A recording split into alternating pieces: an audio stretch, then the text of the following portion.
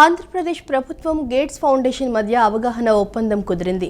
ఆరోగ్య సంరక్షణ, మెడ్టెక్, విద్య, వ్యవసాయం వంటి కీలక రంగాలలో తక్కువ ఖర్చుతో కూడుకున్న విస్తరించదగిన పరిష్కారాలను అనుసంధానించడం ద్వారా ప్రజల సంక్షేమం కోసం సాంకేతికతను ఉపయోగించడమే ఈ ఒప్పందం ముఖ్య ఉద్దేశం. ముఖ్యమంత్రి చంద్రబాబు ఇవాళ ఢిల్లీలో గేట్స్ ఫౌండేషన్ చైర్మన్ బిల్ గేట్స్తో సమావేశమయ్యారు. రాష్ట్ర అభివృద్ధి దిశగా ఇరువురు అనేక అంశాలపై లోతైన చర్చ జరిపారు. ఈ సందర్భంగా ఒప్పందంపై సంతకాలు జరిగాయి. బిల్ గేట్స్, సీఎం చంద్రబాబు ఢిల్లీలో సమావేశమయ్యారు. వీరిద్దరి మధ్య దాదాపు 40 నిమిషాల పాటు పలు ఒప్పందాలపై చర్చ జరిగింది. బిల్ గేట్స్తో అద్భుతమైన సమావేశం జరిగిందని చంద్రబాబు ఎక్స్లో పోస్ట్ చేశారు. ఆంధ్రప్రదేశ్ ప్రజల అభివృద్ధి, సంక్షేమం కోసం రాష్ట్ర ప్రభుత్వంతో గేట్స్ ఫౌండేషన్ సహకారంపై కీలక చర్చలు జరపమన్నారు. ఆరోగ్య సంరక్షణ, విద్య, వ్యవసాయం, ఉపాధి కల్పన వంటి కీలక రంగాల్లో ఆర్టిఫిషియల్ ఇంటెలిజెన్స్, ప్రెడిక్టివ్ అనలిటిక్స్ వంటి అధునాతన సాంకేతిక పరిజ్ఞానాల వినియోగాన్ని అన్వేషించామన్నారు. స్వర్ణ ఆంధ్రప్రదేశ్ 2047 దార్శనికతను సాకారం చేసుకోవడానికి రాష్ట్ర ప్రభుత్వం పూర్తిగా కట్టుబడి ఉందన్నారు. గేట్స్ ఫౌండేషన్తో ఈ భాగస్వామ్యం మన ప్రజలను శక్తివంతం చేయడంలో, లక్ష్యాన్ని సాధించడంలో కీలక పాత్ర పోషిస్తుందని విశ్వసిస్తున్నామని చంద్రబాబు వెల్లడించారు. ఆంధ్రప్రదేశ్ పురోగతికి బిల్ గేట్స్ తన సమయం, మద్దతు ఇచ్చినందుకు హృదయపూర్వకంగా కృతజ్ఞతలు తెలుపుతున్నట్లు పోస్టులో పేర్కొన్నారు.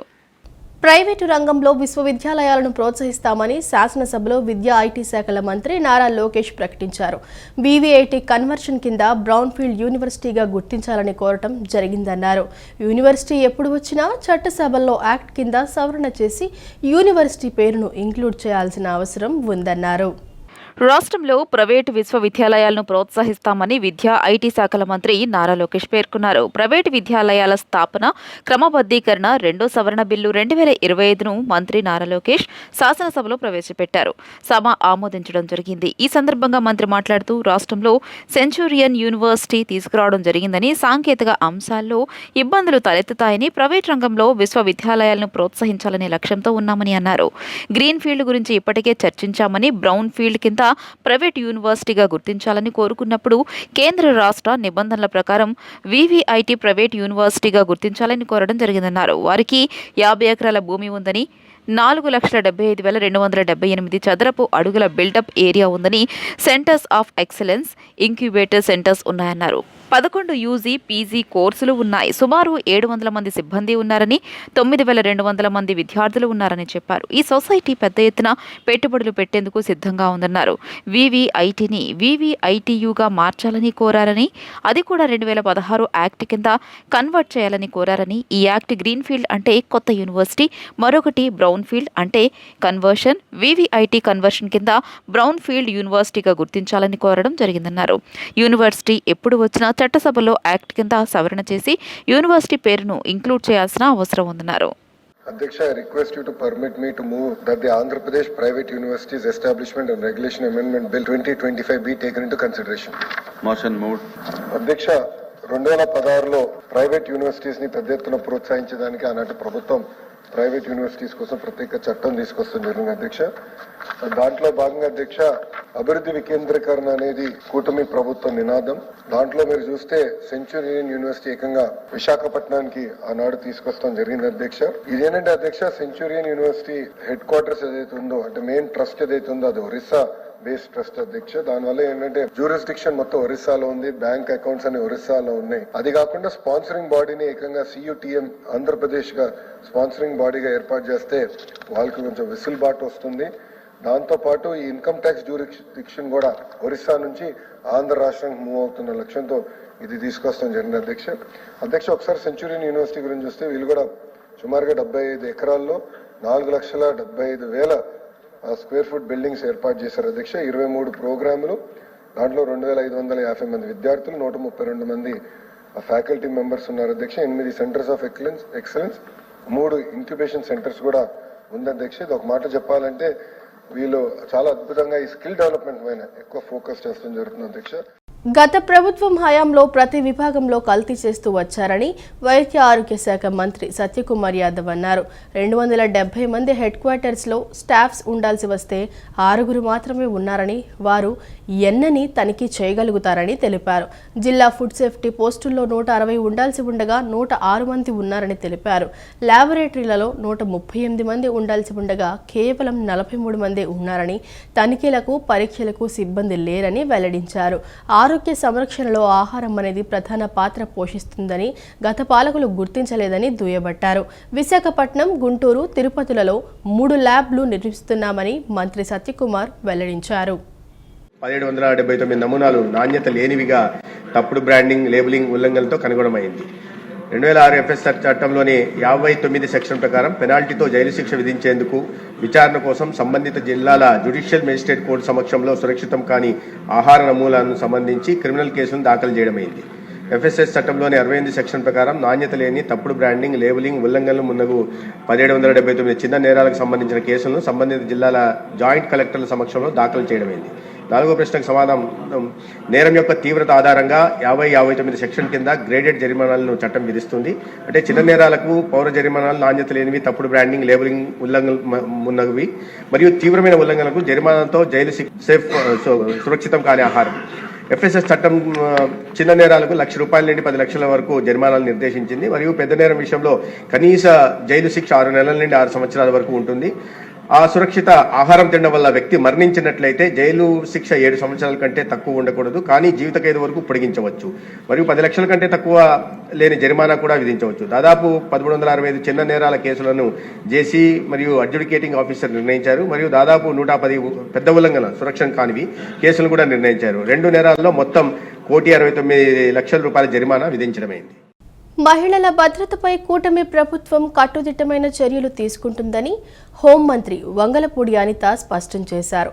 మహిళల భద్రత కోసం ఐజీ స్థాయి మహిళా అధికారి ఆధ్వర్యంలో 17 కోట్లతో ప్రత్యేక రక్షణ విభాగాన్ని ఏర్పాటు చేసినట్లు చెప్పారు. క్రిమినల్ కేసులను పరిష్కరించడంలో ప్రస్తుతం ప్రభుత్వం సమర్థవంతంగా పనిచేస్తుందని, గత ప్రభుత్వ హయాంలో 24 గంటల్లో నిందితులను గుర్తించిన ఘటనలు ఏమైనా ఉన్నాయా అని ప్రశ్నించారు. రాష్ట్రంలో మహిళల భద్రతకు ప్రాధాన్యత ఇస్తూ కూటమి ప్రభుత్వం కఠిన చర్యలు తీసుకుంటుందని హోంమంత్రి వంగలపూడి అనిత స్పష్టం చేశారు. శాసన మండలిలో ఆమె మాట్లాడుతూ గత ప్రభుత్వంతో పోల్చితే నేరాలు 7.2% తగ్గాయని గణాంకాలతో వెల్లడించారు. 2023 జూన్ నుంచి 2024 జనవరి వరకు మహిళలపై 18,114 నేరాలు నమోదైతే 2024 జూన్ నుంచి 2025 జనవరి వరకు ఈ సంఖ్య 16,809కి తగ్గిందని పేర్కొన్నారు. మహిళల భద్రత కోసం ఐజీ స్థాయి మహిళా అధికారి ఆధ్వర్యంలో 17 కోట్ల రూపాయలతో ప్రత్యేక రక్షణ విభాగాన్ని ఏర్పాటు చేసినట్లు చెప్పారు. ఇందులో డీఎస్పీ స్థాయి మహిళా పోలీసులు భాగస్వాములవుతారని వివరించారు. మహిళల రక్షణకు శక్తి యాప్ను ప్రవేశపెట్టామని, ఇది దిశ యాప్ కన్నా మెరుగైన సేవలు అందిస్తోందని తెలియజేశారు. సీఎం ఆవిష్కరించిన 10 రోజుల్లోనే 1.5 కోటి మంది ఈ యాప్ను డౌన్లోడ్ చేసుకున్నారని చెప్పారు. స్కూళ్లు, కాలేజీల వద్ద శక్తి టీములు విధుల్లో ఉంటున్నాయని, నైట్ షెల్టర్లను గ్రామీణ స్థాయిలో కూడా ఏర్పాటు చేస్తున్నట్లు వివరించారు.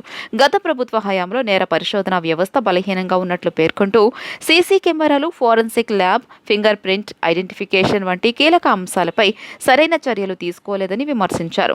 ప్రస్తుత ప్రభుత్వం 1,00,000 సీసీ కెమెరాలను ఏర్పాటు చేయాలనే లక్ష్యంగా పెట్టుకున్నట్లు తెలియజేశారు. అనకాపల్లిలో ట్రాన్స్జెండర్ హత్య కేసును 18 గంటల్లో, గన్నవరంలో బాలికపై సామూహిక అత్యాచారాన్ని 3 రోజుల్లో ఛేదించామని చెప్పారు. క్రిమినల్ కేసులను పరిష్కరించడంలో ప్రస్తుత ప్రభుత్వం సమర్థంగా పనిచేస్తోందని, గత ప్రభుత్వ హయాంలో 24 గంటల్లో నిందితులను గుర్తించిన ఘటనలు ఏమైనా ఉన్నాయా అని ప్రశ్నించారు. మహిళల భద్రతపై కూటమి ప్రభుత్వానికి పూర్తి చిత్తశుద్ధి ఉందని, నేర నియంత్రణలో సాంకేతికతను సమర్థంగా ఉపయోగిస్తున్నామని హోంమంత్రి స్పష్టం చేశారు.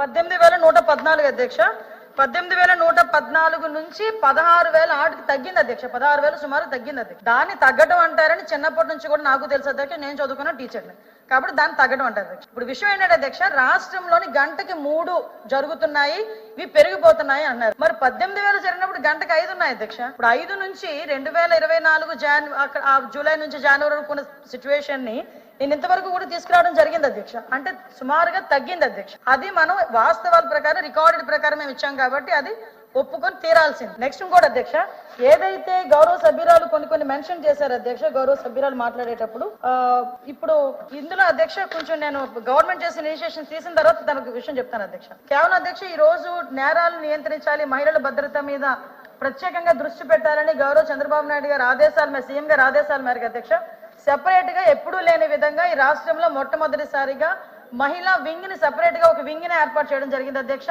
మన ఐజీ లెవెల్ ఒక మహిళా అధికారిని ఏర్పాటు చేసుకుని, డిఎస్పీ లెవెల్ అధికారులు కూడా లేడీ అధికారులను ఏర్పాటు చేసుకుని రాష్ట్రం మొత్తం మీద సెపరేట్ గా ఒక మహిళా రక్షణ వింగ్ ని, మహిళా శిశు రక్షణ వింగ్ ని ఒకటి ఏర్పాటు చేయడం జరిగింది అధ్యక్ష. దానికి ఎప్పుడూ లేని విధంగా 17 కోట్ల రూపాయలను కూడా బడ్జెట్ లో కేటాయించడం జరిగింది అధ్యక్ష. దీన్ని బట్టి ఈ రోజు మహిళల భద్రత పట్ల ఈ ప్రభుత్వం ఎంత చిత్తశుద్ధితో ఉందో కూడా మనందరికీ అర్థమవుతుంది అధ్యక్ష. విజయవాడలోని ఇందిరాగాంధీ మున్సిపల్ స్టేడియంలో ఎమ్మెల్యే ఎమ్మెల్సీలకు నిర్వహిస్తున్న క్రీడా పోటీలు ఎంతో ఉత్సాహభరితంగా సాగుతున్నాయి. రెండో రోజైన నేడు cricket, athletics, tennis, shuttle, badminton, table tennis అంశాల్లో ప్రజాప్రతినిధులకు పోటీలు నిర్వహిస్తున్నారు. క్రికెట్ పరుగు పందెం పోటీల్లో ప్రజాప్రతినిధులు పాల్గొన్నారు. సహచర ఎమ్మెల్యేలు ఎమ్మెల్సీలతో చలోక్తులు విసురుకుంటూ సరదా సంభాషణలతో ఆహ్లాదకరంగా గడిపారు. విజయవాడలోని ఇందిరాగాంధీ మున్సిపల్ స్టేడియంలో ఎమ్మెల్యే ఎమ్మెల్సీలకు నిర్వహిస్తున్న క్రీడా పోటీలు ఆద్యంతం ఆసక్తికరంగా ఉల్లాసభరితంగా సాగుతున్నాయి. రెండో రోజున నేడు ప్రజాప్రతినిధులు, మీడియా మధ్య క్రికెట్ మ్యాచ్ ఆసక్తికరంగా సాగింది. ప్రజాప్రతినిధుల జట్టు నుంచి శ్రీకాళహస్తి ఎమ్మెల్యే బొజ్జల సుధీర్ రెడ్డి ఉత్తమ ప్రతిభ కనబరిచారు. అనంతరం అథ్లెటిక్స్ పోటీలు నిర్వహించారు. పరుగు పందెం పోటీల్లో ఎమ్మెల్యేలు ఒకరికొకరు పోటీ పడుతూ నువ్వా నేనా అంటూ పరుగులు తీశారు. ఈ పరుగు పందెంలో డిప్యూటీ స్పీకర్ రఘురామకృష్ణరాజు సైతం పాల్గొని క్రీడా స్ఫూర్తిని చాటారు. ఇతర అంశాల్లో జరిగిన క్రీడా పోటీల్లోనూ ఎమ్మెల్యేలు తమ సత్తా చాటారు. క్రీడా పోటీల్లో పాల్గొన్న మంత్రులు, ఎమ్మెల్యేలు ఆనందం వ్యక్తం చేశారు. కాలేజీ రోజులు గుర్తుకు వచ్చాయని, అందరితో కలిసి సరదాగా ఆడటం మధురానుభూతి అని తెలియజేశారు. ఈ సంప్రదాయాన్ని మున్ముందు ఇలాగే కొనసాగించాలని ఆకాంక్షించారు. బాగా జరుగుతున్నాను. ఎంజాయ్ మేము కూడా అంత ఎక్స్పెక్ట్ చేయలేదు. ఎమ్మెల్యేలు అందరూ కూడా వయసుతో సంబంధం లేకుండా ఉత్సాహంగా మీరు చూస్తున్నారు కదా, అందరూ వస్తున్నారు, పార్టిసిపేట్ చేస్తున్నారు, ప్రోత్సహిస్తున్నారు. ఇది కొత్త సాంప్రదాయం కాదు, ఎన్టీ రామారావు టైం నుంచి ఉంది. కానీ మధ్యలో కొంతమంది ముఖ్యమంత్రి పట్టించుకోలేదు. నేను ఎన్టీ రామారావు టైం నుంచి ఉన్నాను కాబట్టి మళ్ళీ ఒకసారి అలా చేస్తే బాగుంటుంది ఒక ఆలోచన వచ్చి చంద్రబాబు గారితో మాట్లాడడం జరిగింది. వారు కూడా ప్రోత్సహించారు. చెయ్యండి అయ్యా, తప్పే ఉంది, అందరూ సరదాగా ఉండండి, 3 రోజులు అన్నారు. ఎప్పుడు టెన్షన్తో ఉంటారు, మీరు సరదాగా ఉండండి అన్నారు. దాంతో ఇప్పుడు సాంస్కృతిక కార్యక్రమం పెట్టాం. నిన్న కూడా బ్రహ్మాండంగా అందరూ వచ్చి చూశారు. మీరు ఈవేళ కూడా అందరూ పార్టిసిపేట్ చేస్తున్నారు. రేపు మళ్ళీ సాంస్కృతిక కార్యక్రమాలు ఉంటాయి. సాయంత్రం 5 గంటల నుంచి రాత్రి 7:30 వరకు సాంస్కృతిక కార్యక్రమాలు ఉంటాయి. A1 కన్వెన్షన్లో పెట్టాం. 7:30కి ఏమో గెలిచిన వాళ్ళందరికీ చంద్రబాబు చేతి మీద ప్రైజులు ఇస్తారు. ప్రైజులు ఇచ్చిన తర్వాత సాంస్కృతిక కార్యక్రమాల్లో మా ఎమ్మెల్యేలందరూ కూడా డ్యాన్స్ ప్రోగ్రాం కానీ, కిట్స్ కానీ, డైలాగ్స్ కానీ, కోలాటాలు కానీ అన్నీ ఉంటాయి. అయిన తర్వాత చంద్రబాబు నాయుడు గారు ప్రైజులు ఇచ్చిన తర్వాత డిన్నర్ ఉంటుంది. ఫైనాన్స్ మినిస్టర్ గారు బడ్జెట్ అయింది కాబట్టి ఇస్తారు. అది అయిన తర్వాత అందరూ కూడా ఇంటికి వెళ్తాం. నందమూరి తారక రామారావు ముఖ్యమంత్రి దగ్గర నుంచి కూడా బడ్జెట్ సెషన్లో ఈ విధంగా స్పోర్ట్స్ పెట్టడం, కల్చరల్ యాక్టివిటీస్ పెట్టడం, ఒక రోజున ఈవినింగ్ డిన్నర్ ఫంక్షన్ పెట్టి ప్రైజులు ఇవ్వడం, ఇది ఒక మాత్రమైన కార్యక్రమం ఉండేది. ఒక స్కూల్లో, కాలేజీలో సంవత్సరం చివరిలో ఏ విధంగా పిల్లలందరికీ ఆటల పోటీలు పెట్టి వాళ్ళని ఎంటర్టైన్ చేస్తారో, వాళ్ళు రీఫ్రెష్ చేస్తారో ఆ విధంగా ఇక్కడ కూడా జరిగేది. అలాంటివి గత 5 సంవత్సరాలు టోటల్గా జీరో అయిపోయింది. మరలా ఇవాళ ఆ సాంప్రదాయాన్ని, అందరిలో ఫ్రెండ్షిప్ కూడా, ఇవాళ ఇంతమంది శాసనసభ్యులు కలిసి ఇక్కడ కూర్చోవడం వల్ల ఒకళ్ళ అడ్రస్లు ఒకళ్ళ పేర్లు వాళ్ళు తెలుస్తూ ఉన్నాయి, గతంలో తెలిసేవి కాదు. అలాంటిది ఇవాళ ఇది ఒక మంచి కార్యక్రమం. దానికి అయ్యన్న పాత్రుడు గారిని, ఇతర పెద్దలందరూ కూడా మనస్ఫూర్తిగా అభినందించాలా. ఈ కార్యక్రమంలో నేను 94 నుంచి కూడా ప్రతి సంవత్సరం పాల్గొనడం, ఈ ఆటల పోటీలు, అదేవిధంగా సాంస్కృతిక కార్యక్రమాలు కూడా పాల్గొనడం, అది ఒక ఆనందం. ఎప్పుడు జీవితాంతం గుర్తుండే తీపి లక్షణాలు, తీపి గుర్తులు అవి. చాలా ఆనందంగా ఉంది. అన్నగారు ప్రవేశపెట్టిన ఎమ్మెల్యేలు, ఎంపీలు, ఎమ్మెల్సీలకి ఆటల పోటీలు జరుగుతున్నాయి. క్రీడలను ప్రోత్సహించడం కోసం ప్రజాప్రతినిధులు కూడా ఎంత క్రీడాకారులు అనేది కాదు, ఒక ఉత్సాహ క్రీడాకారులుగా తీర్చిదిద్దే లక్ష్యంగా పెడుతున్నాం. రాష్ట్రంలో క్రీడలను ప్రోత్సహించడం కోసం కార్యాచరణకు ఇది నాంది. ఇంతకు ముందు కూడా ఉమ్మడి ఆంధ్రప్రదేశ్లో చంద్రబాబు నాయుడు గారు బ్రహ్మాండమైన ఇన్ఫ్రాస్ట్రక్చర్ క్రియేట్ చేసినందువల్ల హైదరాబాద్లో ఒక స్పోర్ట్స్ స్టేడియాలు అన్నీ వచ్చాయి. ఆపరేషన్ గేమ్స్ కానీ, మిలిటరీ గేమ్స్ కానీ అన్నీ కూడా భారీ ఎత్తున నడిపారు. జిల్లా స్థాయిలో కూడా క్రీడా ప్రాంగణాన్ని నిర్మించే అవకాశం ఆ రోజున పరిశీలించారు. ఇవాళ తిరిగి మళ్ళీ క్రీడలను ప్రోత్సహించారు. ఎందుకంటే ప్రపంచ చిత్రపటంలో మనం వెనుకబడి ఉన్నాం. అది ఆంధ్రప్రదేశ్ నుంచి చంద్రబాబు గారి సహకారం వల్ల క్రికెట్ అయిన సానియా మిర్జా కానీ, లేకపోతే చెస్లో కానీ, టెన్నిస్లో కానీ, బ్యాడ్మింటన్లో కూడా పివి సింధు లాంటి వాళ్ళు రాణించడానికి చంద్రబాబు గారి కారణం. భారతదేశం ఒలింపిక్స్లో వెనుకబడుతుంది, ఆసియాడ్లో వెనుకబడుతుంది. వీటిని అధిగమించడం కోసం క్రీడలను బాగా ప్రోత్సహించాలి. రాజకీయాలకు అతీతంగా క్రీడాకారులను ప్రోత్సహించడం కోసం ప్రత్యేక ప్రణాళికతో ముందుకు వెళ్తున్నాం. ఇవాళ చాలా 25సారి మేము పార్టిసిపేట్ చేయడం, 25సారి చాలా ఆనందంగా ఉంది. యువకులకి మార్గదర్శకత్వంగా మేము కూడా పరుగులు తీసి వారిని ఆనందపరుస్తున్నాం. ఇది ఎప్పుడు ఉన్నటువంటి సాంప్రదాయం అండి. ఆ సాంప్రదాయాన్ని మళ్ళీ పునరుద్ధరించడం జరిగింది. ఈ సందర్భంగా మేము స్పీకర్ అయ్యన్న పాత్ర గారికి మేము ధన్యవాదాలు తెలియజేసుకుంటున్నాం. అలాగే ముఖ్యమంత్రి గారికి, ఉప ముఖ్యమంత్రి గారికి కూడా నేను ప్రత్యేకంగా ధన్యవాదాలు తెలియజేసుకుంటున్నాం. అయితే క్రీడల పట్ల ప్రతి ఒక్కరు కూడా ఉత్సాహంగా పాల్గొనాలి అనేది దీని యొక్క ఉద్దేశం కూడా నేను తెలియజేస్తున్నాం అండి. మాకు చిన్నప్పుడు క్రికెట్ ఆడేవారు అండి. ఆ తర్వాత మరి బిజీ అయిపోయాం. ఇంకా స్పోర్ట్స్ మీద అంతగా దృష్టి సారించలేదు. ఏదో చిన్న చిన్న ఎక్సర్సైజ్ చేయడం, వీలున్నప్పుడు మా క్రికెట్ క్లబ్కి వెళ్ళి ఆడిసి రావడం అలా చేయడం తప్ప. కానీ ఈరోజు ఒక పోటీతత్వంతో సరదాగా పాల్గొనడం మాకు ఆనందంగా ఉందని చెప్పి తెలియజేస్తాం. ఇది చాలా ఆనందంగా ఉంది. ప్రజాప్రతినిధులుగా మేము ఈరోజు 10 మందికి స్ఫూర్తిని ఇవ్వాలన్నటువంటి ఉద్దేశంతోనే చంద్రబాబు నాయుడు గారు, మా ప్రియతమ ముఖ్యమంత్రి, అదేవిధంగా మా యువనేత మరి విద్యాశాఖ మంత్రులు నారా లోకేష్ బాబు గారి యొక్క స్ఫూర్తి ఇందులో ఉంది. ఎందుకంటే చంద్రబాబు నాయుడు గారి విజన్లో 85 సంవత్సరముల లైఫ్ ఎక్స్పెక్టెన్సీ పెంచారు. మరి 85 సంవత్సరాలు శారీరక దృఢత్వం ఉండాలి, లైఫ్ ఎక్స్పెక్టెన్సీ పెరగాలంటే చిన్నప్పటి నుంచే గేమ్స్ ఉండాలి. దానికి ఆసరంగానే ఈరోజు లోకేష్ బాబు గారు విద్యా సంస్కరణలో భాగంగా ప్రతి శనివారం నో బ్యాగ్ డే, పుస్తకాలు ఉండవు ఆ రోజు, ఓన్లీ ఆటలు. అలాగే రోజు 2 పీరియడ్లు కూడా పీఈటీ క్లాసెస్ ఉండాలి, డ్రిల్ క్లాసులు ఉండాలని ఆయన అక్కడ తీసుకొచ్చారు. మరి స్పీకర్గా శాసనసభ్యుల్ని ఆదేశించాలి కాబట్టి మా ప్రియతమ స్పీకర్ గారు అయ్యన్న పాత్రుడు గారు ఈ కార్యక్రమానికి నాంది పలికారు. ఈ సంప్రదాయాన్ని కొనసాగించినందుకు ముందుగా సభాపతి అయ్యన్న పాత్రుడు గారికి మనస్ఫూర్తిగా ధన్యవాదాలు తెలుపుతున్నాను. ఎందుకంటే క్రీడాకారుల్ని, అదేవిధంగా క్రీడల్ని ప్రోత్సహించే బాధ్యత ప్రతి ఒక్క ప్రజాప్రతినిధి తీసుకోవాలి. గ్రామ స్థాయిలో కానివ్వండి, జిల్లా స్థాయిలో కానివ్వండి, శాసనసభ్యులుగా మేము నియోజకవర్గ స్థాయిలో కానివ్వండి, డెఫినెట్గా కొంతవరకు సమయం కేటాయించి ఈ విధంగా ఒక స్ఫూర్తిని తీసుకురావడానికి చక్కటి ప్రయత్నం చేశారు ఆయన. సో రాష్ట్ర వ్యాప్తంగా ఈ రోజున ఇటువంటి కార్యక్రమాలు జరగడం ద్వారా రాబోయే రోజుల్లో యువతకు ప్రోత్సహించే విధంగా, క్రీడాకారుల్ని ప్రత్యేకంగా మనం అంతర్జాతీయ స్థాయిలో తీసుకెళ్లే విధంగా ఒక చక్కటి ప్రణాళిక సిద్ధం చేసుకోవాల్సిన అవసరం ఉంది. దానికి మనస్ఫూర్తిగా స్పీకర్కి ధన్యవాదాలు. ఇదివరకు మనం మెంటల్గా బాడీ ఫంక్షన్స్ ఇవన్నీ అంత టెన్షన్లు ఉండేవి కాదు కదా. ఇప్పుడు రాజకీయంగానూ, వర్క్ పరంగానూ ఎవ్రీడే బిజీగా ఉంటాం కాబట్టి ఉల్లాసంగా సరదాగా మోర్ దెన్ ఎనీథింగ్ అందరితో కలిసి చేయడం అనేది. ఇప్పుడు శాసనసభ్యులు అందరం మేము ప్రతిరోజు అసెంబ్లీలో కలుస్తాం, కానీ ఒక ఇన్ఫార్మల్గా, సంతోషంగా, ప్రత్యేకంగా కలిసి మేము చేసుకోవడం అనేది మంచిది. చాలా ఆనందంగా ఉందండి. ఎందుకంటే ఆఫ్టర్ ఎలక్షన్ రిలాక్స్ లేదు, ఎప్పుడు పరుగులు పెట్టిస్తున్నారు. ముఖ్యమంత్రి గారు పరుగులు పెడుతున్నారు, మమ్మల్ని కూడా పరుగులు పెట్టిస్తున్నారు. క్రీడలు కూడా అవసరం అనేది ఇదొక చూపిస్తున్నారు. ఎందుకంటే గతంలో నందమూరి తారక రామారావు గారు ఈ సంప్రదాయాన్ని ఉండేది. మరి గత ప్రభుత్వం ఆడదా ఆంధ్రంలో దాంట్లో కూడా రాజకీయం చేశారే తప్ప ఏం చేసింది ఏం లేదు. మరి క్రీడలను కూడా ప్రోత్సహిస్తూ, మరి ఉల్లాసాన్ని కల్పిస్తూ, ఆరోగ్యాన్ని కూడా చదువు ఎంత అవసరమో స్పోర్ట్స్ కూడా అంతే అవసరం అని చెప్పడానికి ఒక చిన్న ఎమ్మెల్యేలు, శాసనమండలి సభ్యులు, మినిస్టర్లు అందరూ ఫ్రెండ్లీగా ఇలా పార్టిసిపేట్ చేయడము ఒక మంచి సంకేతం కూడా. నిజంగా చాలా బాగుంది. మరి భారతదేశంలోనే మన ఆంధ్రప్రదేశ్ క్రీడల్లో కూడా నెంబర్ 1గా ఉండబోతుందని చెప్పడానికి ఇది ఒక నాంది అని చెప్తున్నాం. ఖచ్చితంగా గుర్తొచ్చింది. మర్చిపోయాం. మళ్ళీ మా కాలేజ్ డేస్ కూడా గుర్తు రావడం, అందరితోనూ ఫ్రెండ్లీగా ఉండటం చాలా హ్యాపీగా ఉంది. అందరూ హ్యాపీగా ఫీల్ అవుతున్నారు. Thank you. అంతా బాగుంది. ఏముంది, చిన్నతనం గుర్తొస్తుంది.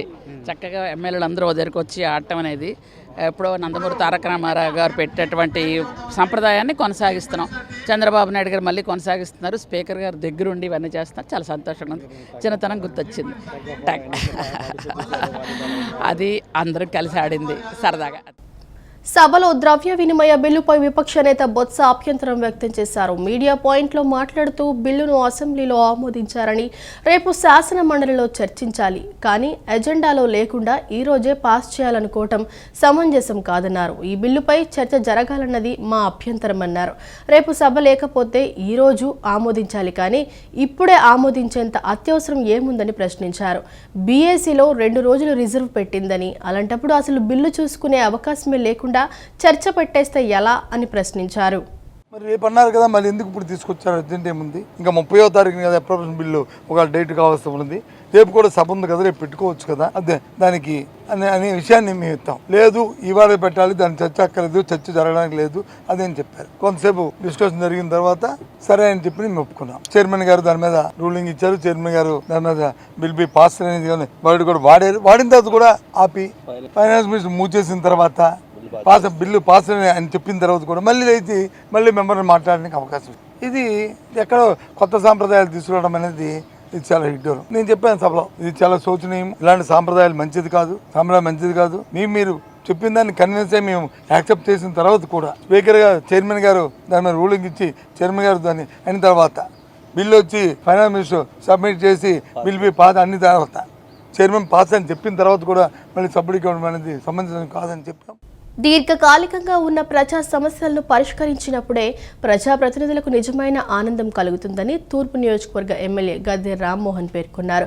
నియోజకవర్గ పరిధిలోని 3వ డివిజన్ ఇంద్రప్రస్థ కాలనీలో గత 17 సంవత్సరాలుగా పెండింగ్లో ఉన్న యూజీడీ నిర్మాణానికి ప్రత్యేకంగా 2 కోట్లు కేటాయించామని, పరిష్కరిస్తున్నామని ఆయన అన్నారు.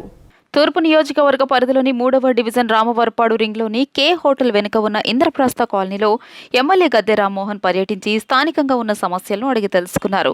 సమస్యలను పరిష్కరించాల్సిందిగా అధికారులను ఆయన ఆదేశించారు. అనంతరం డివిజన్లో సుమారు 2 కోట్ల రూపాయల అంచనా వ్యయంతో చేపట్టిన అండర్ గ్రౌండ్ డ్రైనేజీ నిర్మాణ పనులకు ఎమ్మెల్యే గద్దె రామ్మోహన్ స్థానికులతో కలిసి శంకుస్థాపన చేశారు. ఈ సందర్భంగా ఎమ్మెల్యే గద్దె రామ్మోహన్ మాట్లాడుతూ, ఈ డివిజన్లో ఇంద్రప్రస్థ కాలనీ 25 సంవత్సరాల క్రితం ఏర్పాటైందని, గత 17 సంవత్సరాలుగా అండర్ గ్రౌండ్ డ్రైనేజీ సౌకర్యం కల్పించాలని ఈ కాలనీ వాసులు కోరుతున్నారని చెప్పారు. ఈ ప్రాంతంలో భూమి లెవెలింగ్ సరిగా లేకపోవడం వల్ల ఇక్కడ భూగర్భ డ్రైనేజీ సౌకర్యం కల్పించలేకపోయారని తెలియజేశారు. ఇటీవల ఈ ప్రాంతానికి పర్యటనకు వచ్చిన సమయంలో యూజీడీ సౌకర్యం కల్పించాలని స్థానికులు కోరారని ఎమ్మెల్యే గద్దె రామ్మోహన్ చెప్పారు. వెంటనే ఇంజనీరింగ్ విభాగం అధికారులకు చెప్పడంతో వారు సిబ్బందితో వచ్చి లెవెలింగ్లు చూశారని చెప్పారు. కేంద్ర రాష్ట్ర ప్రభుత్వాలు పరిశుభ్రతకు అధిక ప్రాధాన్యత ఇస్తున్నాయని, దీనిని దృష్టిలో పెట్టుకుని ఇక్కడ యూజీడీ ఏర్పాటుకు వ్యయం ఎక్కువ అవుతున్న సమస్య పరిష్కారానికి అధిక ప్రాధాన్యత ఇస్తున్నామని అన్నారు. సుమారు 2 కోట్ల రూపాయల వ్యయంతో ఇక్కడ భూగర్భ డ్రైనేజీ సౌకర్యాన్ని కల్పిస్తున్నామన్నారు. ప్రజల సమస్యలు పరిష్కరించడంలోనే తమకు సంతోషం కలుగుతోందన్నారు. కేంద్ర ప్రభుత్వం అమలు చేస్తున్న అమృత్ పథకంలోని నిధులు, రాష్ట్ర ప్రభుత్వం నుంచి కేటాయించిన నిధులతో ఈ యూజీడీ పనులు చేపట్టామన్నారు. దీర్ఘకాలికంగా ఉన్న సమస్యను పరిష్కరిస్తున్నందుకు తనకు చాలా ఆనందంగా ఉందన్నారు. ఈ డివిజన్లో యూజీడీ సౌకర్యాన్ని కల్పిస్తున్న corporation CE Srinath Reddy, EE సామ్రాజ్యంలను ఈ సందర్భంగా ప్రత్యేకంగా అభినందిస్తున్నానని ఎమ్మెల్యే గద్దె రామ్మోహన్ తెలియజేశారు.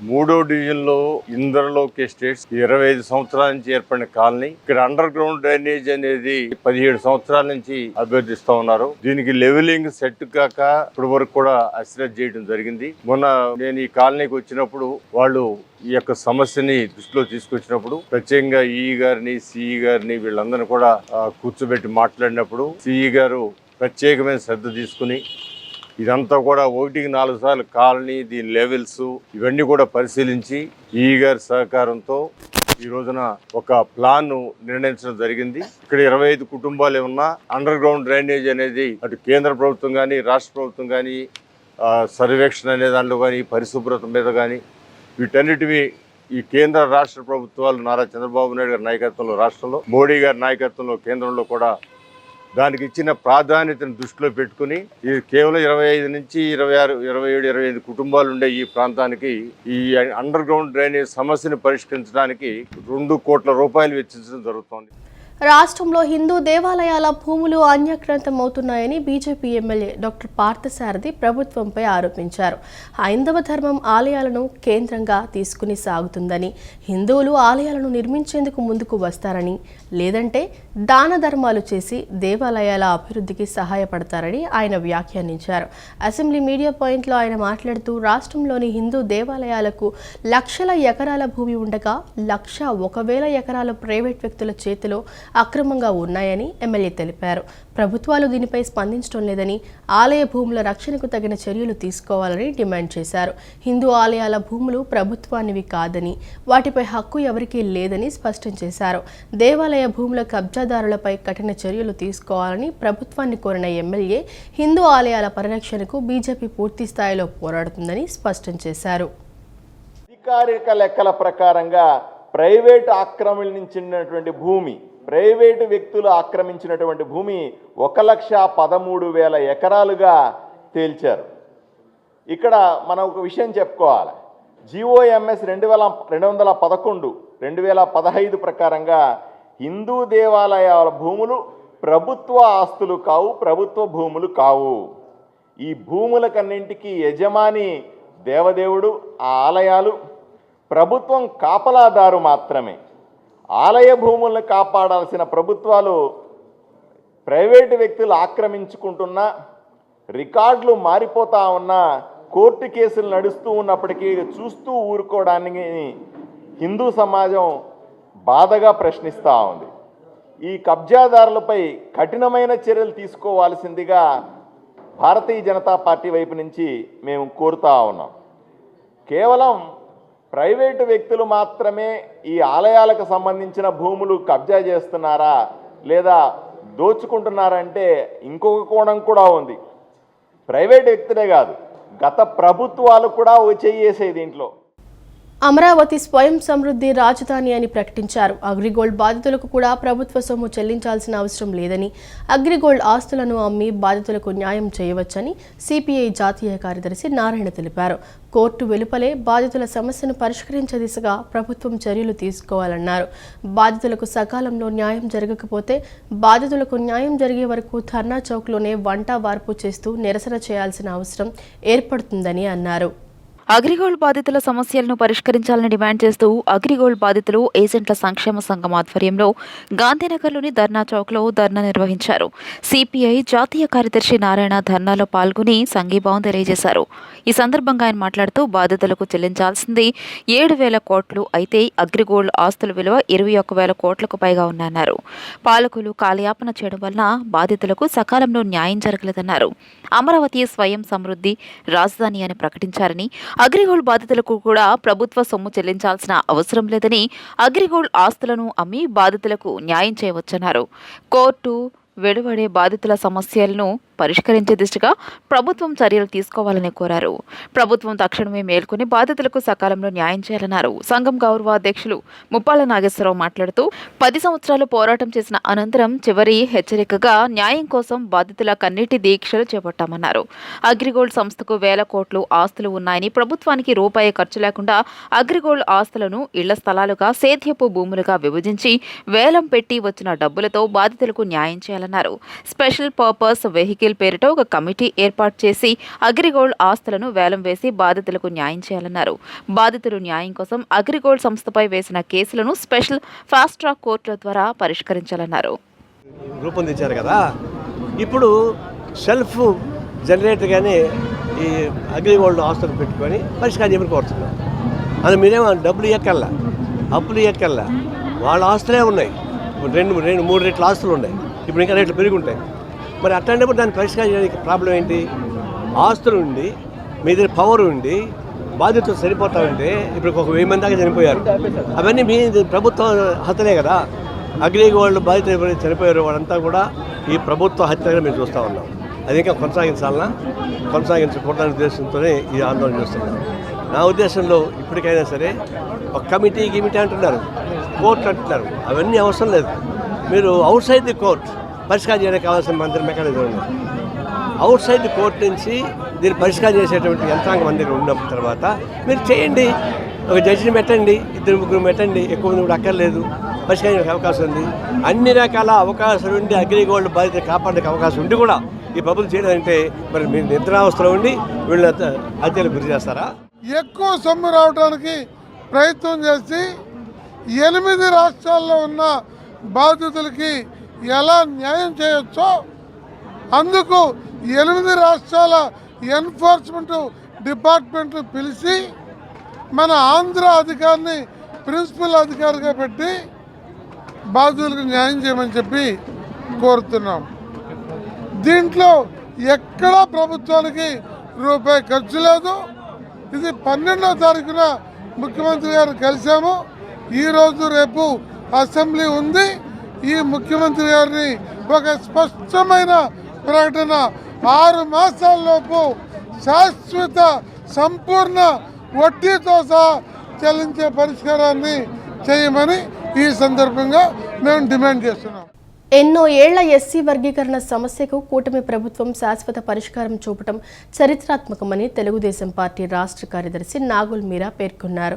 రాజకీయాలకు అతీతంగా అన్ని పార్టీలు వర్గీకరణ బిల్లుకు సంపూర్ణ మద్దతు తెలియచేయటం హర్షణీయమన్నారు.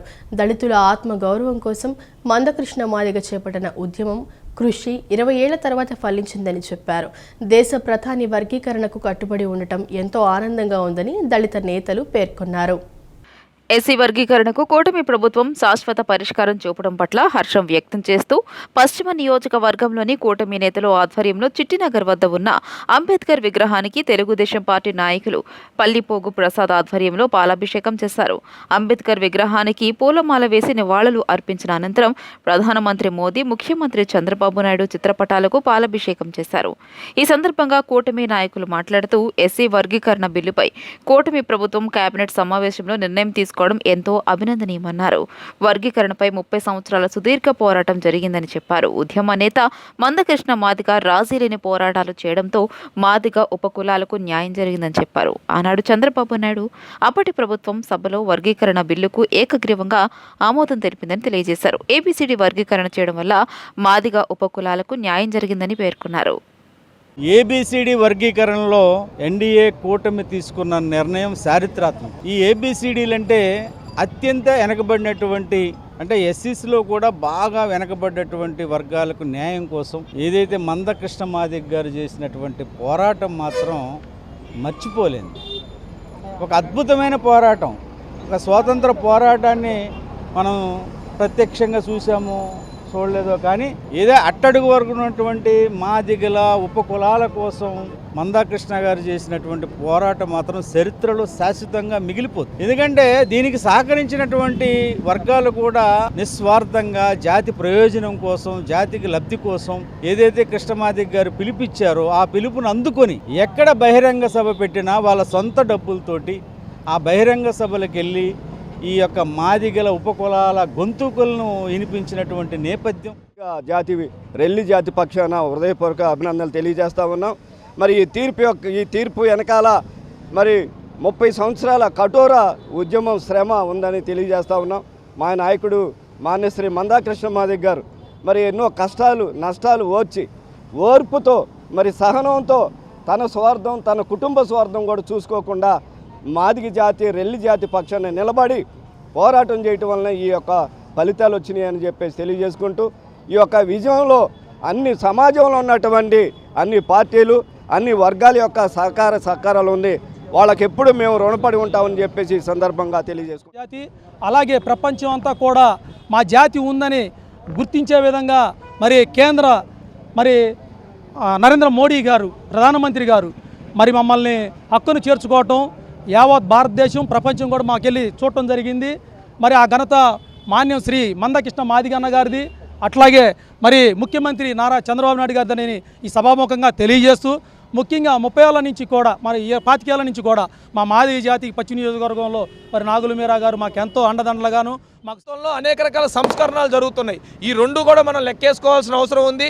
ప్రతి ఒక్క బడుగు బలహీన వర్గాల ప్రజలు ఈ రెండింటి వ్యత్యాసాన్ని క్లియర్ కట్గా తెలుసుకున్నారు కాబట్టే ఎన్డీఏ కూటమి కావాలని కోరుకున్నారు.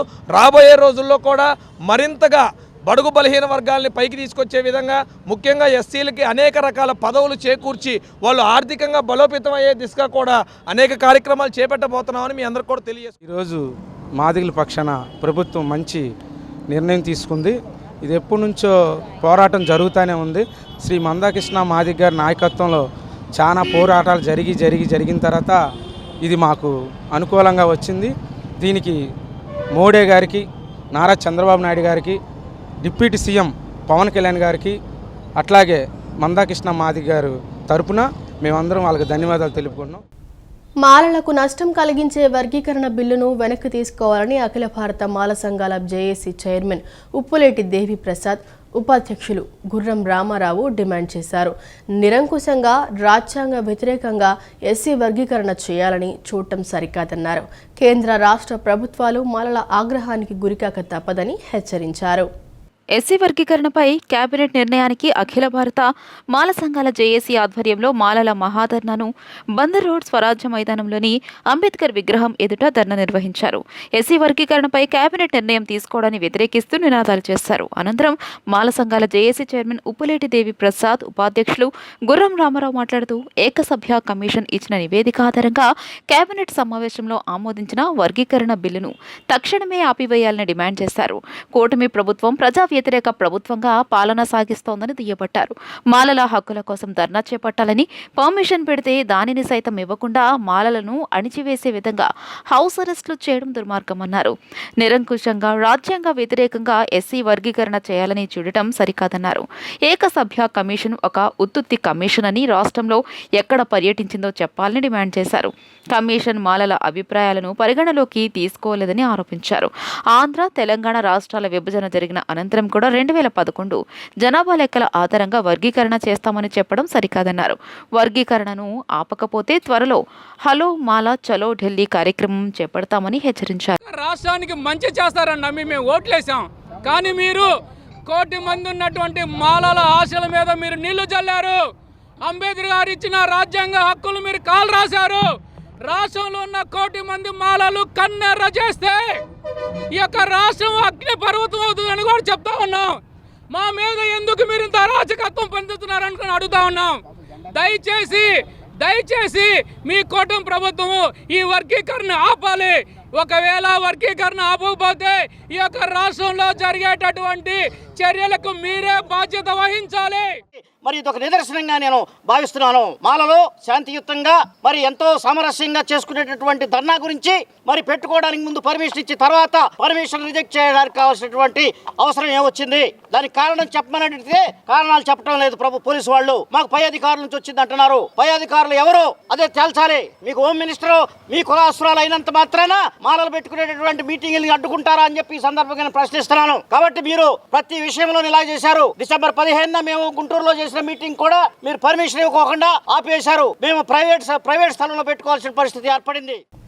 వాంబే కాలనీ డిస్నీల్యాండ్లో 57 ఎకరాల స్థలాన్ని నిరుపయోగంగా మార్చారని, నగరం మధ్యలో ఉన్న స్థలాన్ని పేదలకు ఇళ్ల స్థలాలుగా ఇవ్వాలని సిపిఎం రాష్ట్ర కార్యదర్శి వర్గ సభ్యుడు సిహెచ్ బాబురావు డిమాండ్ చేశారు. నివాస స్థలం లేని పేదలకు ఒక్కో కుటుంబానికి 2 సెంట్ల చొప్పున ఇవ్వాలని అన్నారు. ఇంటి నిర్మాణానికి 5 లక్షల రూపాయలు ప్రభుత్వం ఇవ్వాలని, లేని పక్షంలో సిపిఎం ఆధ్వర్యంలో ఆందోళన చేపడతామని హెచ్చరించారు. వాంబే కాలనీ డిస్నీల్యాండ్లో సిపిఎం బృందం పర్యటించింది. ఈ పర్యటనలో సిపిఎం రాష్ట్ర కార్యదర్శి వర్గ సభ్యుడు సిహెచ్ బాబురావు పాల్గొని మాట్లాడారు. వాంబే కాలనీ డిస్నీల్యాండ్ 57 ఎకరాల స్థలాన్ని నిరుపయోగంగా మార్చారని విమర్శించారు. నగరం మధ్యలో ఉన్న స్థలాన్ని పేదలకు ఇళ్ల స్థలాలుగా ఇవ్వాలని డిమాండ్ చేశారు. డిస్నీల్యాండ్ సమీపంలోని 25 ఎకరాల రైల్వే స్థలం నిరుపయోగంగా ఉందన్నారు. ఈ స్థలాలు నిరుపయోగంగా మారి ఆకతాయిలకు అడ్డాలుగా తయారయ్యాయని చెప్పారు. 100 ఎకరాల స్థలాన్ని నగరంలో ఉంచుకుని పేదల ఇళ్ల స్థలాల కోసం నగర శివార్లో కోట్ల రూపాయలతో భూములు కొనుగోలు చేస్తున్నారని, నిరుపయోగంగా ఉన్నటువంటి డిస్నీల్యాండ్ రైల్వే స్థలాలను నివాస స్థలం లేని పేదలకు ఒక్కో కుటుంబానికి 2 సెంట్లు చొప్పున ఇవ్వాలని అన్నారు. ఇంటి నిర్మాణానికి 5 లక్షల రూపాయలు ప్రభుత్వం ఇవ్వాలని, లేని పక్షంలో సిపిఎం ఆధ్వర్యంలో ఆందోళన చేపడతామని హెచ్చరించారు. ఈ 57 ఎకరాలని వృధాగా పడేసి పెద్దవాళ్ళకి కట్టబెట్టాలనే ఆలోచనలు ఏ ప్రభుత్వం చేసినా తప్పే. ఇది ఇలా ఎందుకు ఖాళీగా ఉంచారు? ప్రభుత్వ స్థలాలను ఖాళీగా ఉంచుతున్నారు. మళ్ళీ ఇళ్ల స్థలాలు లేవని కోట్ల రూపాయల అవినీతికి పాల్పడి స్థలాలు సేకరణ చేస్తున్నారు. ఇందులో అవినీతి పెద్ద ఎత్తున జరుగుతూ ఉందని ఇప్పుడున్న కూటమి నేతలు కూడా చెప్పారు. మరి అందుకే దీన్ని కేటాయించండి. ఒక్క డిస్నీ ల్యాండే కాదు, ఇక్కడ సమీపంలో రైల్వేకి కేటాయించి 25 ఎకరాల స్థలం వ్యాంబే కాలనీలోనే ఉంది. అలాగే గతంలో ఉన్నటువంటి ఎక్సెల్ చెత్త నుండి ఎరువు తయారు చేసే కంపెనీ వాళ్ళ వృధాగా ఉండి ట్రాన్స్ఫర్ స్టేషన్ కింద మార్చారు. నివాసాల మధ్య చెత్త ట్రాన్స్ఫర్ స్టేషన్ లేకుండా ఈ మొత్తం 100 ఎకరాలలో ఇక్కడే పేదవాళ్ళకి ఇళ్ల స్థలాలు ఇవ్వండి, ఇళ్ల నిర్మాణాలు చేపట్టండి, ప్రతి ఇంటికి 5 లక్షల రూపాయల సహాయం చేయాలని డిమాండ్ చేస్తున్నాం. మరి ప్రభుత్వం స్పందించాలి. దీని మీద సిపిఎం పార్టీ విజయవాడ నగరంలో ఈ ఖాళీగా ఉన్న ఈ స్థలాలన్నింటినీ ఇళ్ల స్థలాలుగా కేటాయించాలి, ఇళ్ల నిర్మాణం చేపట్టాలని ఆందోళన చేయడానికి కూడా. కంటిలో ఒత్తిడి పెరిగి మెదడు నుంచి కంటికి వచ్చే నరం దెబ్బతినడాన్ని గ్లకోమా అంటామని పరీక్షల ద్వారా ముందుగానే గుర్తిస్తే చూపు పూర్తిగా పోకుండా చేయవచ్చని అమరావతి కంటి ఆసుపత్రి glaucoma cataract surgeon Vijayawada Academy of Ophthalmology secretary doctor Sailaja Ketineni తెలిపారు. ప్రపంచంలో 60 మిలియన్ మంది ప్రజలు గ్లకోమా బారిన పడ్డారని, చాలా మందికి గ్లకోమా ఉన్న సంగతి తెలియదన్నారు. ప్రతి ఒక్కరూ గ్లకోమా గురించి అవగాహన పెంచుకుంటూ కంటి చూపు పోకుండా కాపాడుకోవచ్చని తెలిపారు. అమరావతి కంటి ఆసుపత్రి glaucoma cataract surgeon Vijayawada Academy of Ophthalmology secretary doctor Sailaja Ketineni అన్నారు. ప్రపంచంలో 60 మిలియన్ మంది ప్రజలు గ్లకోమా బారిన పడ్డారని, చాలా మందికి గ్లకోమా ఉన్న సంగతి తెలియదన్నారు. తెలిసిన వారు కూడా సగం మంది డ్రాప్స్ కొన్ని రోజులు వేసి ఆపేస్తున్నారని, దీనివల్ల చూపు అంతా పోయే ప్రమాదం ఉందన్నారు. గ్లకోమాలో చాలా రకాలు ఉన్నాయని, క్లోజ్డ్ యాంగిల్లో లేజర్ ట్రీట్మెంట్ ఇస్తామని, 99% ఆప్టిక్ నర్వ్ డ్యామేజీ కాకుండా చూస్తామన్నారు. ఓపెన్ యాంగిల్ గ్లకోమా అయితే డ్రాప్స్ అనేవి ప్రారంభిస్తామని చెప్పారు. ఇది వంశ పారంపర్యంగా వస్తోందని, కుటుంబంలో ఎవరికైనా ఉంటే పుట్టిన పిల్లల దగ్గర నుంచి పేషెంట్ లైఫ్ టైంలో ప్రతి 6 నెలలకు ఒకసారి చెకప్ చేయించుకోవాలన్నారు. 40 ఏళ్లు వయసు దాటిన వారికి గ్లకోమా వచ్చే అవకాశం ఉందన్నారు. కొంతమంది కళ్ళజోళ్లు పెట్టుకుంటారని, వారికి మైనస్ పవర్ ఎక్కువగా ఉంటుందని, వారికి కూడా గ్లకోమా వచ్చే అవకాశం ఉంటుందన్నారు. స్టెరాయిడ్స్ ఉన్న ఐ డ్రాప్స్ ఎక్కువగా వాడటం వల్ల కూడా గ్లకోమా వస్తుందన్నారు. ఆస్తమా పేషెంట్లకు ఇన్హేలర్లు ఇస్తారని, అందులో కూడా స్టెరాయిడ్స్ ఉంటాయని చెప్పారు. ఈ 4 గ్లకోమా కారణమవుతాయని చెప్పారు. అమరావతి కంటి ఆసుపత్రి క్యాటరాక్ట్ అండ్ రెఫ్రాక్టివ్ సర్జన్ డాక్టర్ వేణునాథెళ్ల మాట్లాడుతూ, గ్లకోమా అనేది ఎవరికైనా రావచ్చని, 40 ఏళ్లు దాటినా వాళ్ళందరూ తప్పనిసరిగా కంటి పరీక్షలు చేయించుకోవాలన్నారు. తల్లిదండ్రులకు ఎవరికైనా గ్లకోమా ఉంటే పిల్లలకు వచ్చే అవకాశం ఉన్నందున వారు ప్రతి 6 నెలలకు పరీక్షలు చేయించుకోవాలన్నారు. గ్లకోమా వల్ల ఒకసారి కంటి చూపు తగ్గితే పోయిన చూపును మళ్లీ తీసుకురాలేమని అన్నారు. కంటి చూపు నేరుగా కాకుండా పక్కన నుంచి తగ్గుతూ వస్తుందన్నారు. ఏజ్ తర్వాత చెకప్ చేయించుకోవాలంటే కాదు, గ్లకోమా అనేది పుటకలో కూడా వస్తుంది. సో అందుకనే పుట్టిన పిల్లల దగ్గర నుండి ఆ పేషెంట్ లైఫ్ టైంలో ఎవరైనా కానీ ఎవ్రీ 6 మంత్స్కి చెక్ చేయించుకుంటూ ఉండాలి. సెకండ్ రిస్క్ ఫ్యాక్టర్ అంటే ఏజ్ అండి. ఏజ్ 40 ఇయర్స్ అండ్ ఎబోవ్ ఉన్న వాళ్ళకి గ్లకోమా వచ్చే రిస్క్ చాలా ఎక్కువ ఉంటుంది. సో వాళ్ళు కూడా ఎవ్రీ 6 మంత్స్కి చెకప్లో ఉండాలి. నెక్స్ట్ ఏమో మనం మయోపియా అంటే కళ్ళజోడు పెట్టుకుంటారు చాలామంది, మైనస్ పవర్ ఎక్కువ ఉంటుంది, వాళ్ళకు కూడా గ్లకోమా వచ్చే ఛాన్సెస్ ఎక్కువ ఉంటాయి. ఇది కూడా ఒక రిస్క్ ఫ్యాక్టర్. 4th అంటే స్టిరాయిడ్ యూస్. అంటే మనకి ఏదైనా ఐ ప్రాబ్లం కన్నీ ఎర్రబడగానే ఒకసారి బయట మెడికల్ షాప్స్కి వెళ్ళి కొన్ని డ్రాప్స్ తీసుకుని వాడతాము. వాటిలో యూజువల్గా స్టిరాయిడ్ డ్రాప్స్ ఇస్తుంటారు. ఆ స్టిరాయిడ్స్ ఎక్కువ వాడినా in the form of 5 drops, లేకపోతే కొంతమంది ఆస్తమా పేషెంట్స్కి ఇన్హేలర్స్ ఇస్తారు, దాంట్లో కూడా స్టిరాయిడ్స్ ఉంటాయి. ఆ స్టిరాయిడ్స్ వల్ల కూడా కొంచెం గ్లకోమా వచ్చే ఛాన్సెస్ ఎక్కువ ఉంటాయి. అయితే వాళ్ళ పేరెంట్స్కి ఎవరికైనా గ్లకోమా ఉన్నా మనం కంపల్సరీ గ్లకోమా చెకప్ చేయించుకోవాలి. సో ఎందుకంటే ఇది ఒకసారి గ్లకోమా వల్ల విజన్ తగ్గితే కనుక మళ్ళీ రిటైన్ అవ్వడం కష్టం.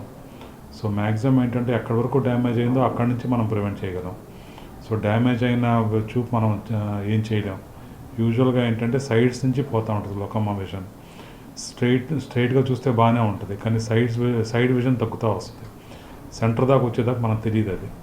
సో అందుకని అందరూ గ్లకోమా స్క్రీన్ చేయించుకోవాలి. డొక్కా సీతమ్మ మధ్యాహ్న భోజన పథకానికి బడ్జెట్లో నిధులను పెంచాలని ఏపీ మధ్యాహ్న భోజన కార్మికుల సంఘం రాష్ట్ర అధ్యక్షురాలు స్రవంతి డిమాండ్ చేశారు. కార్మికులపై రాజకీయ వేధింపులు ఆపాలన్నారు. మంచి లక్ష్యాలతో ప్రారంభించినటువంటి ఈ పథకాన్ని లక్ష్యాలకు తగ్గట్టుగా పటిష్టంగా అమలు జరగాలంటే కేంద్ర రాష్ట్ర బడ్జెట్లో ఈ పథకానికి బడ్జెట్ పెంచాలని కేంద్ర రాష్ట్ర ప్రభుత్వాన్ని కోరారు. మధ్యాహ్న భోజన పథకంలో పలు సమస్యలపై ఏపీ మధ్యాహ్న భోజన కార్మికుల సంఘం ఆధ్వర్యంలో గాంధీనగర్లోని ధర్నా చౌక్లో పెద్ద ఎత్తున ధర్నా నిర్వహించారు. ఈ సందర్భంగా ఏపీ మధ్యాహ్న భోజన కార్మిక సంఘం రాష్ట్ర అధ్యక్షురాలు స్రవంతి మాట్లాడుతూ ప్రభుత్వ పాఠశాలలకు వచ్చే విద్యార్థుల సంఖ్యను పెంచడానికి పిల్లలకు రుచికరమైన పౌష్టికాహారం అందించాలనే మంచి లక్ష్యాలతో దేశవ్యాప్తంగా అన్ని రాష్ట్రాలలో కేంద్ర పాలిత ప్రాంతాల్లో ప్రభుత్వ పాఠశాలలో మధ్యాహ్న భోజన పథకం అమలవుతుందన్నారు. మంచి లక్ష్యాలతో ప్రారంభించినటువంటి ఈ పథకాన్ని లక్ష్యాలకు తగ్గట్టుగా పటిష్టంగా అమలు జరగాలంటే కేంద్ర రాష్ట్ర బడ్జెట్లో ఈ పథకానికి బడ్జెట్ పెంచాలని కేంద్ర రాష్ట్ర ప్రభుత్వాన్ని కోరారు. గత 24 సంవత్సరాల నుండి మధ్యాహ్న భోజన పథకంలో 85,000 మంది కార్మికులు మన రాష్ట్రంలో పనిచేస్తున్నారని, ఈ పథకంలో పనిచేస్తున్న వారు అట్టడుగు వర్గాలకు చెందిన వారిని, అమ్మల స్కూల్ పిల్లలకు అన్నం పెట్టే అమ్మలు ఎదుర్కొంటున్న సమస్యలు వెంటనే పరిష్కారం చేయాలని కోరారు. పలికినారు కానీ అంత కరతాల ధ్వనులతో చేసిన డొక్కా సీతమ్మ పథకాన్ని ఈరోజు కార్మికులు పట్టకొట్టినట్టు చేస్తున్నారు. డొక్కా సీతమ్మ గారు పేద ప్రజలకి, పేద కార్మికులకి చాలా భోజనాలు పెట్టి చేశారని చరిత్ర చెప్పుకుంటే, ఆ డొక్కా సీతమ్మ పేరు చెప్పి ఇవాళ ఈ ప్రజలను, కార్మికులను పట్టకొడతా ఉన్నారు. పిల్లలకు పెట్టే పౌష్టికాహారాన్ని మేము ఖచ్చితంగా స్వాగతిస్తున్నాం. పిల్లలు ఏదైతే తినాలో అది పెట్టడానికి ఖచ్చితంగా స్వాగతిస్తున్నాం. మేము కూడా అంతే నాణ్యతగా వండి పెడుతున్నాం ఈరోజు. అదేవిధంగా ఆ నాణ్యతమైన భోజనం పిల్లలకి అందాలి అంటే ప్రతి నెల 1వ తారీఖు 10వ తారీఖు లోపు బిల్లులు చెల్లించాలని, అదేవిధంగా మెస్ ఛార్జీలు వేయాలని, జీతాలు 3,000 రూపాయలు కూడా, ఒక 1,000 రూపాయలు ఒకసారి, 2,000 రూపాయలు ఒకసారిగా పడతా ఉన్నాయి. దానికి కార్మికులు చాలా ఇబ్బంది పడతా ఉన్నారు. ఆప్కాస్ రద్దు చేస్తూ కేబినెట్ తీసుకున్న నిర్ణయాన్ని ఉపసంహరించుకోవాలని AP employees and workers outsourcing JAC chairman AV Nageswararao demand చేశారు. గత ప్రభుత్వం మినిమం టైం స్కేల్కు తిలోదకాలు ఇచ్చి జీవో 7 ద్వారా వేతనాలు తగ్గించిందని, కూటమి ప్రభుత్వం వచ్చిన తర్వాత ఉద్యోగుల పరిస్థితి మెరుగవుతుందని భావిస్తే ఆప్కాస్ కూడా రద్దు చేయటం సరైన పద్ధతి కాదన్నారు. ప్రభుత్వం ఉద్యోగులను రెగ్యులరైజ్ చేయాలని, అప్పట్లోగా ఆప్కాస్ను కొనసాగించాలని, లేని పక్షంలో మహాధర్నా చేపడతామని హెచ్చరించారు. ఆప్కాస్ను కొనసాగించాలని డిమాండ్ చేస్తూ విజయవాడ అలంకార ధర్నా చౌక్లో ఆప్కాస్ అవుట్ సోర్సింగ్ ఉద్యోగుల రాష్ట్ర ధర్నా చేపట్టారు. ఈ ధర్నాలో 26 జిల్లాలకు చెందిన జేఏసీ నేతలు పాల్గొన్నారు. ఈ సందర్భంగా AP employees and workers outsourcing JAC chairman AV Nageswararao మాట్లాడుతూ రాష్ట్ర వ్యాప్తంగా 2 లక్షల మంది ఉద్యోగులు పనిచేస్తున్నారని, వీరు ప్రభుత్వ రంగ సంస్థలు, స్థానిక సంస్థలు, ప్రభుత్వ పథకాలు వంటి శాఖలో పనిచేస్తున్నారని చెప్పారు. ప్రభుత్వ ఉద్యోగులతో సమానంగా పనిచేస్తున్న వేతనాలు తక్కువ ఇచ్చి ప్రభుత్వం దోపిడీ చేస్తున్నారు. ఆప్కాస్ ద్వారా ఈఎస్ఐ, పిఎఫ్ వంటి సౌకర్యాలు సక్రమంగా అమలవుతున్నాయని, కానీ ప్రభుత్వం ఆప్కాస్ను రద్దు చేయాలని కేబినెట్ నిర్ణయం తీసుకోవడం దుర్మార్గమని మండిపడ్డారు. ఉద్యోగులందరినీ రెగ్యులరైజ్ చేయాలని కోరారు. గత ప్రభుత్వం మినిమం టైం స్కేల్కు తిలోదకాలు ఇచ్చి జీవో 7 ద్వారా వేతనాలు తగ్గించిందని చెప్పారు. కూటమి ప్రభుత్వం వచ్చిన తర్వాత ఉద్యోగుల పరిస్థితి మెరుగవుతోందని భావిస్తే ఆప్కాస్ను కూడా రద్దు చేయడం సరైన పద్ధతి కాదన్నారు. రెగ్యులరైజ్ చేసేలోగా ఎంటీఎస్ అమలు చేయాలని డిమాండ్ చేశారు. ప్రభుత్వం ఆప్కాస్ను కొనసాగించని పక్షంలో మహాధర్నా చేపడతామని హెచ్చరించారు. ఎన్నికల హామీలో ఇచ్చిన విధంగా అన్ని సంక్షేమ పథకాలు అమలు చేయాలని చెప్పి APCOS outsourcing employees federation, AP state government contract and outsourcing employees federation, అట్లాగే JAC of state government contract employees teachers workers JAC, NHM JAC, అలాగే SSA JAC, AP paramedical employees association, RWS employees association మరియు ఇతర ఉద్యోగ సంఘాలన్నీ కూడా demand చేస్తూ ఉన్నాయి. ఇవాళ నాయకుల దీక్షను నిర్వహిస్తూ ఉన్నాం. ఇది ప్రారంభం మాత్రమే. ప్రభుత్వం కనుక ఈ 3 లక్షల ఉద్యోగుల్ని కనుక విస్మరిస్తే రాబోయే కాలంలో మూల్యాన్ని చెల్లించుకోవాల్సి ఉంటుందని చెప్పి హెచ్చరిక చేస్తూ ఉన్నాం. భవిష్యత్తులో మరింత పెద్ద ఎత్తున 2 లక్షల మంది ఉద్యోగులు కుటుంబాలతో సహా రోడ్ల మీదకి రాకుండా చర్యలు తీసుకోవాలని చెప్పి ముఖ్యమంత్రి చంద్రబాబు నాయుడు గారికి, ఉప ముఖ్యమంత్రి గారికి మేము విజ్ఞప్తి చేస్తాం. కోర్ట్ సినిమా విజయోత్సవ యాత్రలో భాగంగా విజయవాడ వచ్చిన చిత్ర బృందం నగరంలో సందడి చేసింది. సినిమాకు భారీ విజయాన్ని అందించినందుకు కృతజ్ఞతలు తెలిపారు. పోక్సో చట్టం గురించి ఈ చిత్రంలో చాలా బాగా చూపించారని అన్నారు. విదేశాల్లో కూడా ఘన విజయం సాధించిందని అన్నారు. యువత కోర్టు చిత్రాన్ని అమితంగా ఇష్టపడుతున్నారని తెలిపారు. విజయవాడలో కోర్టు సినిమా బృందం సందడి చేసింది. సినిమా విజయోత్సవ యాత్రలో భాగంగా hero Harsh Roshan, heroine Sridevi, senior నటుడు శివాజీ, దర్శకుడు రామ్ జగదీష్ నగరానికి వచ్చారు. విజయవాడలోని ఓ హోటల్లో ఏర్పాటు చేసిన విలేకరుల సమావేశంలో నటుడు శివాజీ మాట్లాడుతూ 13 ఏళ్ల తర్వాత వెండి తెరపై రీ ఎంట్రీ ఇచ్చానని, మంగపతి క్యారెక్టర్ ప్రేక్షకుల మనసులో ఎప్పటికీ నిలిచి ఉంటుందన్నారు. పోక్సో యాక్ట్ గురించి, మైనర్లు ప్రేమించుకుంటే ఏమవుతుంది అనే కథపై ఈ చిత్రం ఉంటుందన్నారు. ప్రొడ్యూసర్ నాని ఈ చిత్రాన్ని ఈ చిత్రంలో నటించడం తనకు ఎంతో సంతోషంగా ఉందన్నారు. నటుడు ప్రియదర్శి మాట్లాడుతూ నేచురల్ స్టార్ నాని ప్రొడక్షన్లో వాల్ పోస్టర్ బ్యానర్ పై ఈ చిత్రాన్ని తెరపైకి ఎక్కించారన్నారు. ఈ చిత్రంలో అవకాశం రావడం తనకు చాలా సంతోషంగా ఉందన్నారు. పోక్సో చట్టం గురించి ఈ చిత్రంలో చాలా బాగా చూపించారని తెలియజేశారు. విదేశాల్లో సైతం సినిమా బ్లాక్ బస్టర్ అయిందని పేర్కొన్నారు. రామ్ జగదీష్ ఈ సినిమాని ఎంతో ప్రతిష్టాత్మకంగా తెరకెక్కించారని తెలియజేశారు. నేచురల్ స్టార్ నాని మమ్మల్ని నమ్మి ఈ సినిమా తీయడం ఎంతో సంతోషంగా ఉందన్నారు. ఈ చిత్రంలో ప్రతి పాత్ర ప్రేక్షకుల మనసును హత్తుకునే విధంగా ఉంటుందని తెలియజేశారు. దర్శకుడు రామ్ జగదీష్ మాట్లాడుతూ ఈ చిత్రం తీసే ముందు ఎంతోమంది న్యాయవాదులను కలిసినని, పోక్సోకి సంబంధించిన కేసులను స్టడీ చేశానని చెప్పారు. వాస్తవికతకు దగ్గరగా ఈ చిత్రాన్ని నిర్మించామన్నారు. హీరో హీరోయిన్లు ఈ చిత్రానికి ప్రాణం పోశారని, నటుడు శివాజీ మంగపతి క్యారెక్టర్లో జీవించారని తెలియజేశారు. హీరో రోషన్, హీరోయిన్ శ్రీదేవి మాట్లాడుతూ కోర్టు చిత్రాన్ని విజయవంతం చేసిన ప్రేక్షకులకు కృతజ్ఞతలు చెప్పేందుకు విజయ యాత్ర చేపట్టామన్నారు. ప్రతి థియేటర్లో ప్రేక్షకుల నుంచి వస్తున్న స్పందన సంతోషాన్ని కలిగిస్తోందన్నారు. ఒక ఆయన అనాలిసిస్ ఎంఎస్ఎన్ అని యూకే నుంచి చేశాడు. తన అనాలిసిస్లో మంగపతి గొప్పోడు అంటాడు అతను. సో మంగపతి గొప్పోడు ఎంతవరకు, ఆడి కేసు పెట్టుకున్నంతవరకే వాడు గొప్పోడు. ఆ తర్వాత వాడు పరిధి దాటాడు. కానీ చాలామంది తల్లిదండ్రులు భుజాన వేసుకున్నారు ఈ సినిమాని. ఇందాక దుర్గుడికి వెళ్తే ఎంత గొప్ప మాట అన్నా అంటే అయ్యవారు అక్కడ రండి మంగపతి గారు చాలా అమ్మ ఎదురుగా అన్నమాట. ఇది నేను విన్నాను, డైరెక్టర్ విన్నాడు, కో డైరెక్టర్ విన్నాడు, పిల్లలు విన్నారు. సో అంటే మీరు ఆలోచించండి, ఒక అయ్యవారు గుళ్ళో కూర్చొని మాట అన్నాడంటే ఇది ఎంత గొప్ప సినిమా అని మీరు ఆలోచించండి. సెక్షన్స్ ఏమవుతున్నాయంటే అండి, ఇది బేసిక్లీ ఇప్పుడు సినిమా అనేది ఒక పవర్ఫుల్ మీడియం అండి. ఇప్పుడు పాక్సో గురించి కానీ, 498A గురించి కానీ, 354A, B, C, D ఇవన్నీ కూడా వీటన్నిటి గురించి యూట్యూబ్లో దాని గురించి స్పెసిఫిక్గా చాలామంది లాయర్స్ మాట్లాడుతున్నారు. దాని మీద వ్యక్తిగతంగా చాలా డిస్కషన్స్ జరుగుతుంటాయి. ఇవన్నీ ఇప్పుడు ఏంటంటే మన ప్రాబ్లం సొసైటీలో, ఒక ఈవెంట్ జరిగితే అది హైలైట్ అయ్యి ఆ న్యూస్ గురించి మాట్లాడతారు, అది పోద్ది, మళ్ళీ ఇంకో కొత్త న్యూస్ వస్తుంది. So we completely forget that.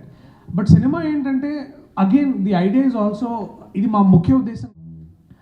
ఈ సినిమాలో ఒక పార్ట్ అవ్వడం ఐఎమ్ ఫీలింగ్ వెరీ ప్రౌడ్ అండి.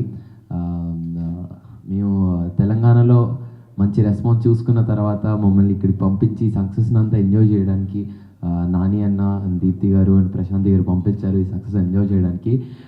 నాకైతే ఇది చాలా కొత్త ఎక్స్పీరియన్స్ అండి. ఇంత ప్రేమ అసలు ఆంధ్ర నుండి వస్తుందంటే నేను అసలు ఎక్స్పెక్ట్ చేయట్లేదు. ఇంత చిన్న సినిమా, మంచి కంటెంట్ ఉన్న సినిమా తీస్తే ఇంత ప్రేమనిస్తారని మళ్ళీ ప్రూవ్ చేసినందుకు మీ అందరికీ పేరు పేరున చాలా థ్యాంక్స్. హీరోలు, స్టార్ హీరోల సినిమాలకు మాత్రమే హౌస్ఫుల్ అని వినిపించే రోజుల్లో ఒక చిన్న సినిమా హౌస్ఫుల్ అని వినపడుతుందంటే అది తెలుగు ఆడియన్స్ని మనం ఎలా థ్యాంక్స్ చెప్పినా సరిపోదు వాళ్ళకి.